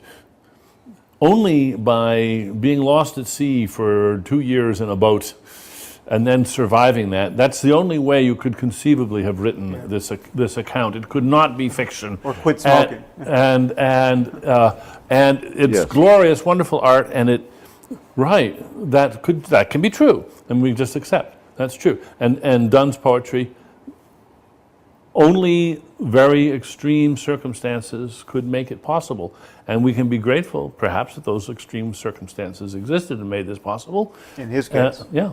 But Right. now you wouldn't recommend being lost at sea to everyone. No. Yeah. No. Yeah. No, I wouldn't recommend Death Be Not Proud to anyone either. Yeah, That's yeah. a wonderful poem. It's a complete gibberish if you look only at the words. But you It's the most extraordinary gibberish if you look only at the words, but there's an X factor involved, which I'm quite happy to both assume will persist and will need to be confronted. Right. You raised this issue, though, of whether or not we would wish the churches emptied on Sundays. And I think you were uncertain whether you would. And I think I would agree. I would want a different church. I would want a different ritual motivated by different ideas. But I think there's a place for the sacred in our lives, but under some construal that doesn't presuppose any bullshit. But I think there's a usefulness to seeking profundity as a matter of our attention. Sure.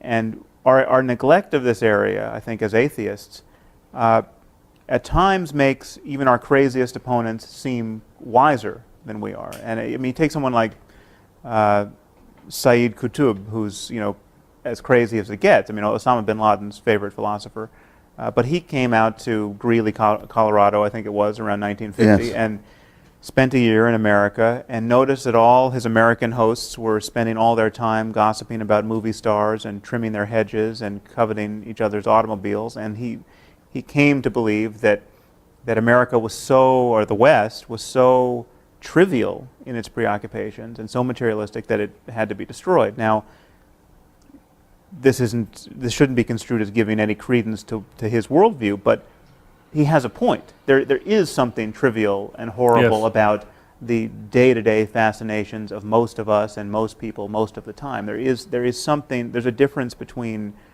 kind of really using your attention wisely in a meaningful way and our perpetual distraction. And traditionally, only religion has tried to enunciate and clarify that difference. And I think that's that's a lapse in our. I think you've made that point, and we've accepted it, Sam. Yeah. And I think that's. I mean, as going back to the thing about whether we like to see churches empty, I think I would like to see churches empty. What I wouldn't like to see, however, is ignorance of the Bible, No, very because you cannot understand literature without knowing the Bible. You can't understand art. You can't understand music. Yeah. There are all sorts of things you can't understand for historical reasons. But those historical reasons you can't wipe out. They're there.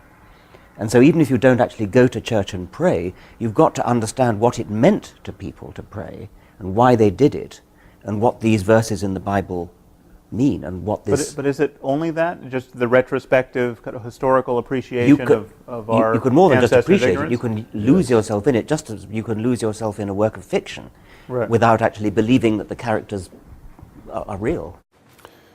But you're sure you want to see the churches empty? You can't imagine a variety of churches, maybe by their lights an extremely denatured church, a church which has ritual and loyalty and common cause and purpose, yeah, okay. but and even And music. sing and music, and they sing Yes. the songs and Yes. they do the rituals. Yes.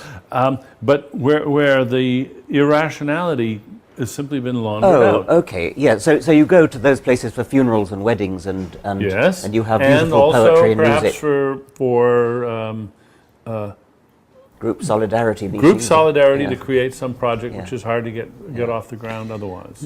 I think there's one more tiny thing. I mean, I haven't been tempted to go to churches. That's a very, very small point. But I mean, one reason that makes it very easy to keep me out of it is the use of the New English Bible instead of the and King James how, one. yes. I mean, there's really no point. I can't say where anyone goes, and I can see how people stay away. No.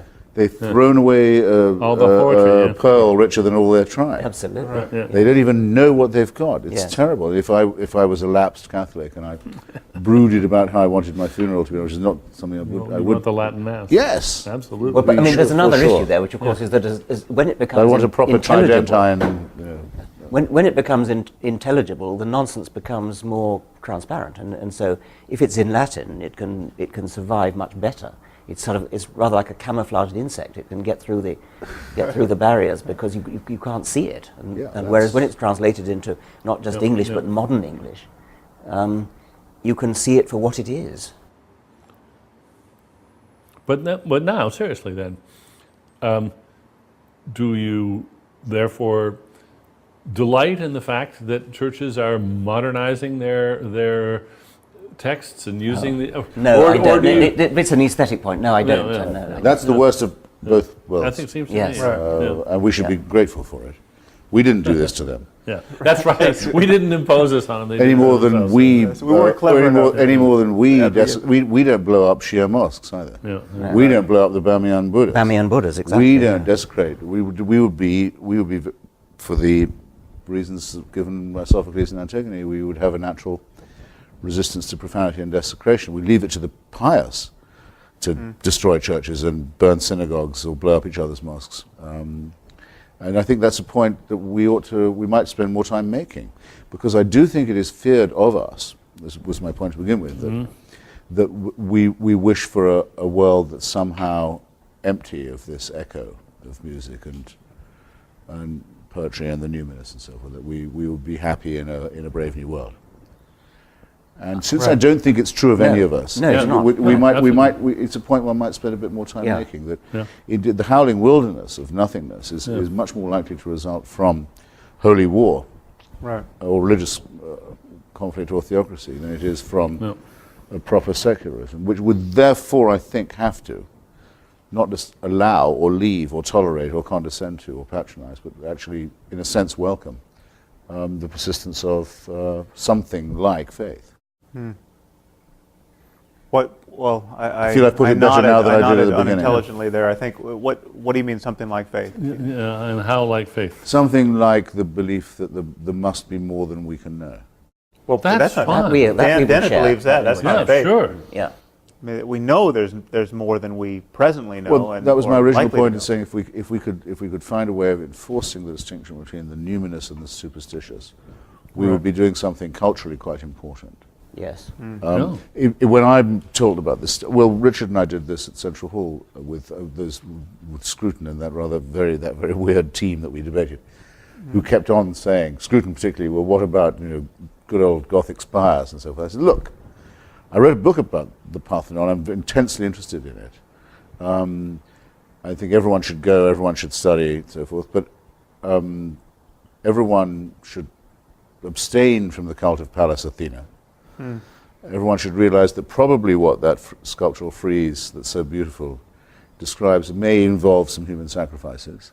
Athenian imperialism wasn't all that pretty even under Pericles. So the great cultural project, in other words, may very well be to rescue what we have of the art and aesthetic of religion while discarding the supernatural. And I think acknowledging the evil that was part of its creation in the first place. That is, we can't condone the beliefs and practices of those Aztecs, but we can stand in awe of and want to preserve their architecture and many other features of their culture, but not their practices and not their beliefs. I once did a British radio program called Desert Island Discs, where you have to go on and choose your 6 records which you take to a desert island and talk about it.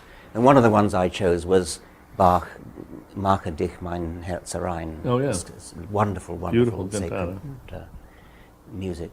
And the woman questioning me couldn't understand why I would wish to have this piece of music. It Pious. is beautiful music, and its beauty is indeed enhanced by knowing what it means. I mean, Yes. But it's, you still don't actually have to believe it. It's like reading fiction. Exactly. You can lose yourself in fiction and be totally moved to tears by Yeah. it. Yes. But nobody would ever say you've got to believe that this person existed and that the sadness that you feel really Yes. reflected something that actually happened. Yes, like the Bishop of Dublin who preached a sermon against Swift and said that he'd read every book of Gulliver's Travels, and for his part he didn't believe a word of them. Yes, yes. So that's the locus classicus, I think, of all that. Well, clearly we're not cultural vandals, but maybe we should think of the way in which so many people suspect that that's what we are. Yes. If I would accept one criticism that these people make, or one suspicion that I suspect they harbor, or fear that they may have, I think that might be the one. Yes. Right. That it would be all chromium and steel and Yes, And very no much Christmas so. carols and no and, Yes. and no menorahs. They, and they no- couldn't anybody who makes that criticism couldn't possibly have read any one of our books. No. Well, that's another problem too, which is isn't another it? problem. Is the people that, of course, this isn't just our books; it's so many books. Yes.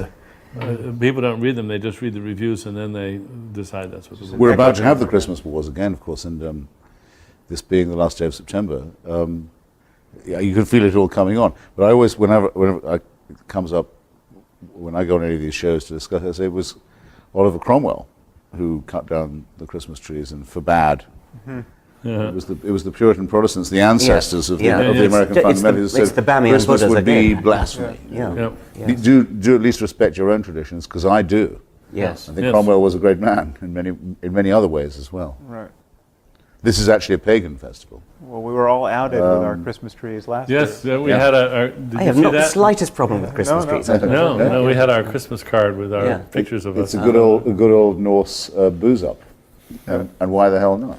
Well, but it's not just that. I mean, we I have like a- solstices as much as the next person. We have an annual Christmas carol party where we sing the music and all the music with all the words and not the secular And Christmas why stuff. not? Yes. And it's just glorious stuff. That part of the Christian story is fantastic. Yeah. It's just a beautiful tale, and you can love every inch of it. I without once, believing it. I once at lunch was next to the lady who was on our opponent at that debate in London, Rabbi Neuberger. Rabbi Neuberger, and she asked me whether I said grace in New College when I happened to be senior fellow. And I said, of course I say grace. It's a matter of simple courtesy. And she was furious. Oh, really? That I should somehow be so hypocritical as to say grace. And I could only say, well, look, it may mean something to you, but it means absolutely nothing to me. This is a Latin formula, which has some history, and I appreciate history. Freddie Eyre, the philosopher, also used to say grace.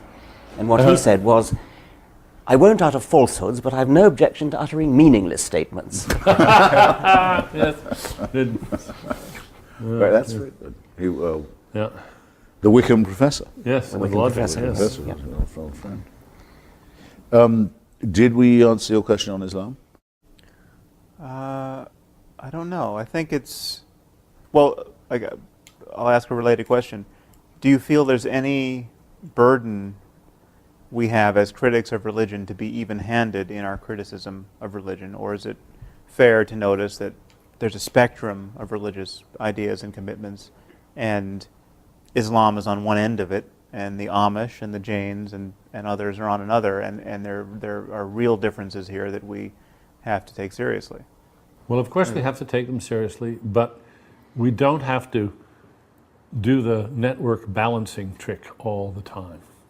There are plenty of people taking care of pointing out the good stuff and the benign stuff, and we can acknowledge that and then concentrate on the problems.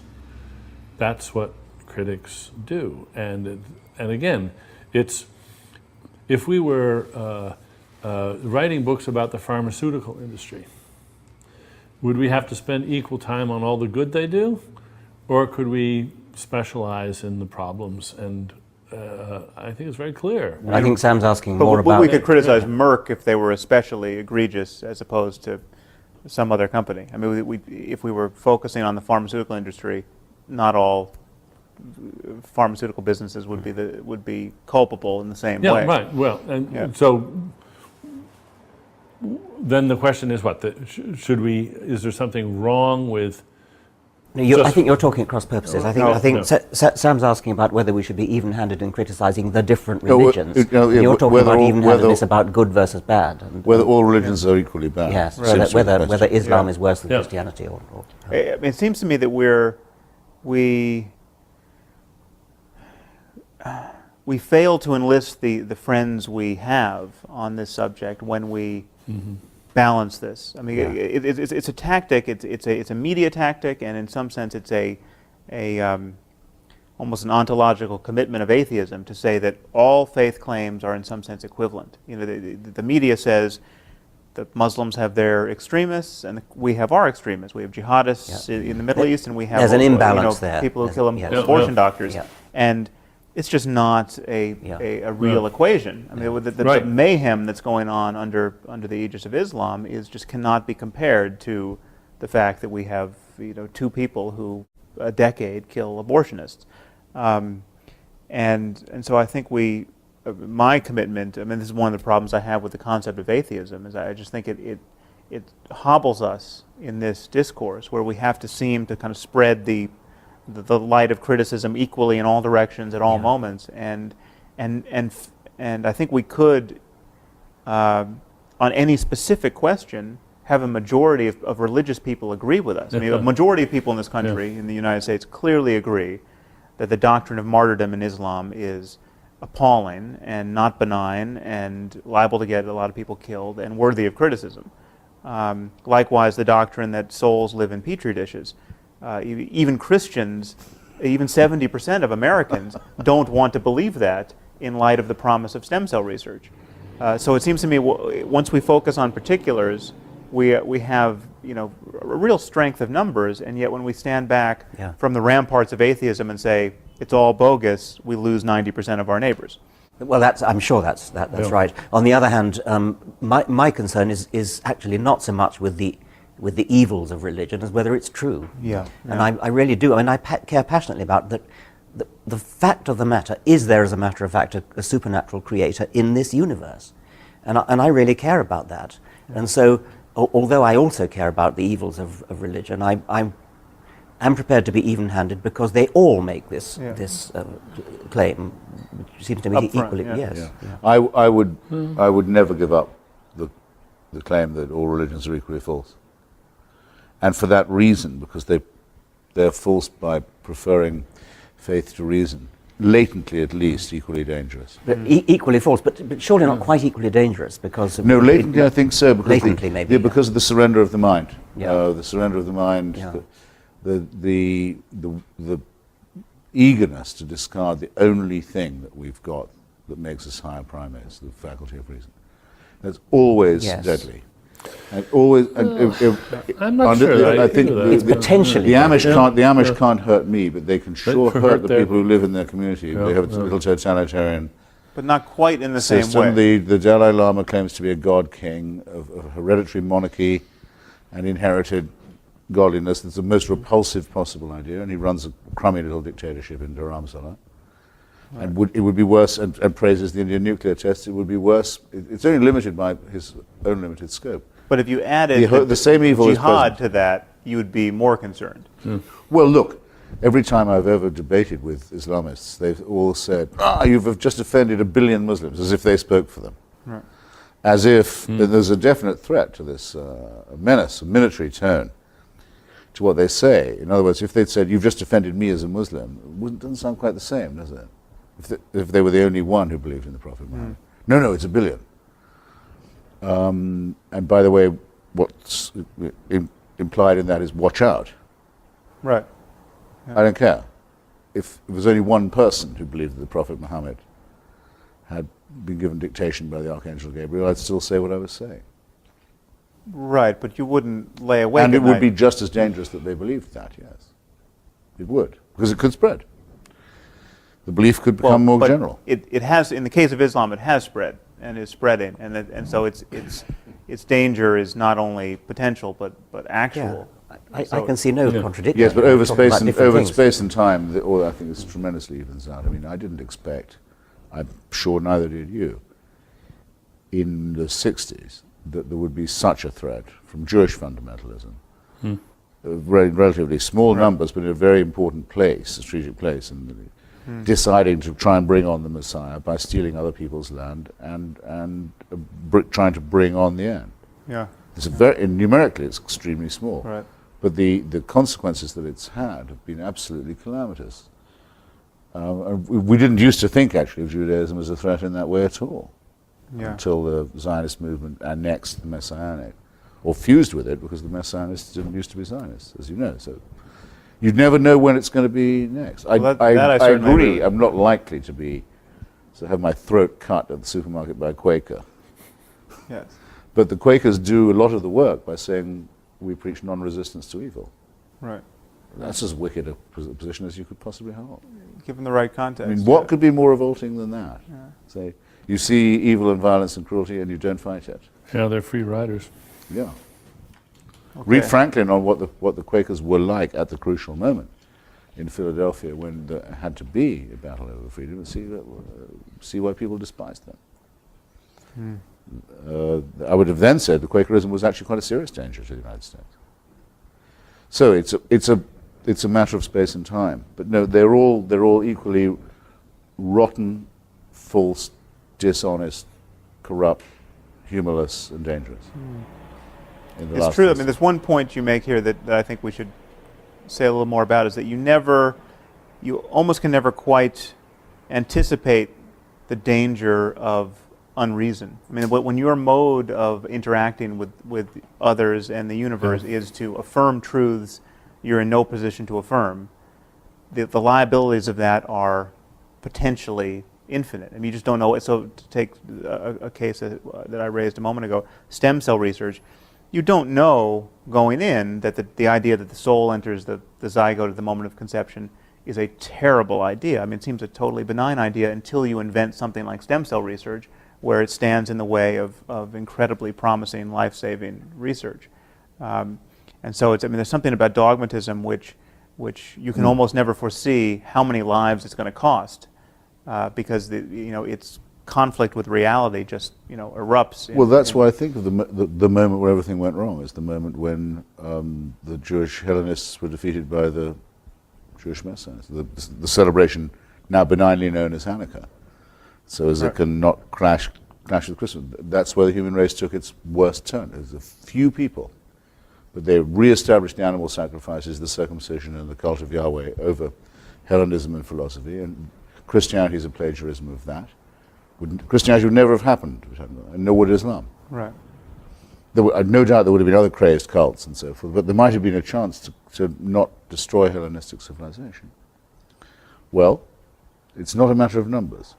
You'd It's still a have the matter Dalai of, Lama if I here, may say so, memes and infections, which will spread very fast. Of course, I would have certainly said in the 1930s that the Catholic Church was the most deadly organization because of its alliance with fascism, which was explicit and open and sordid. Much the most dangerous church, but I would not now say that the Pope is the most dangerous of the religious authorities. It's no question that Islam is the most dangerous religion, and partly because it doesn't have a papacy that yes, can indeed, tell yeah. it to stop Right. something Yeah. and There's make no an edict top-down saying control. no. Yeah. By all means, yes. But I would still have to say that Judaism is the root of the problem.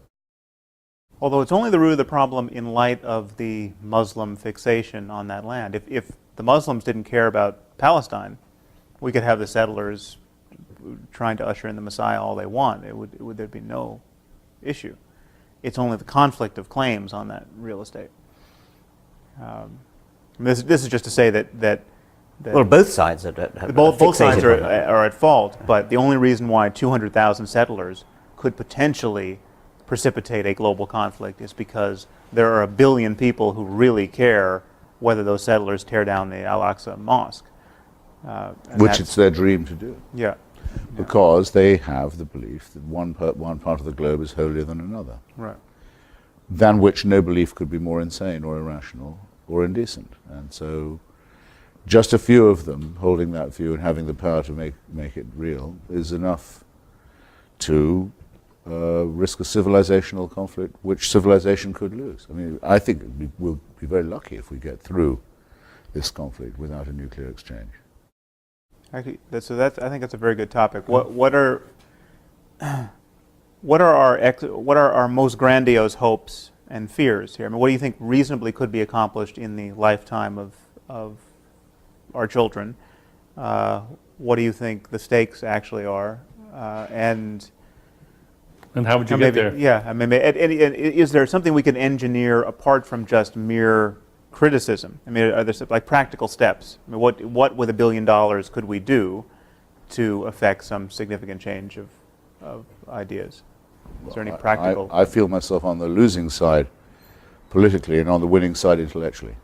I mean, that's just you don't see anything to do. In the current zeitgeist, I don't think we would be accused of undue conceit if we said of ourselves, or didn't mind it being said of us, that we've been opening and carrying forward and largely winning an argument that's been neglected for too long. And that certainly in the United States and Britain at this moment, that's true, it seems to me. But in global terms, I think we're absolutely in a tiny, dwindling minority that's going to be defeated by the forces of theocracy. Which will probably. So you're betting against us. No, I think they're going to end up by destroying civilization. I've long thought so. Well, of course, you may be right, but not without a struggle. because it can be a single catastrophe. Because that's my big disagreement with Professor Dawkins, is that I think it's us plus the 82nd Airborne and the 101st who are the real fighters for secularism at the moment, the ones who are really fighting the main enemy. So in what sense do you disagree on that? And I think probably among secularists that must be considered the most eccentric position you could possibly hold. That's a tooth fairy belief among most people. That I believe it to be an absolute fact. It is only because of the willingness of the United States to combat and confront theocracy that we have a chance of beating it. Our arguments are absolutely of no relevance in that respect. No, you may have many more takers, although not on the territory of Iraq. I mean, it may be that we need the 82nd Airborne to fight a different war in a different place for the same purpose, for the stated purpose. Voila, by all means, there are reservations to be expressed by me, which I'll happily give you. But in principle, I think it's a very important recognition. Unfortunately, we're running out of time. And possibly tape. I think we've had a wonderful discussion. Great. And thank you Got a lot to think about. very much. Yeah.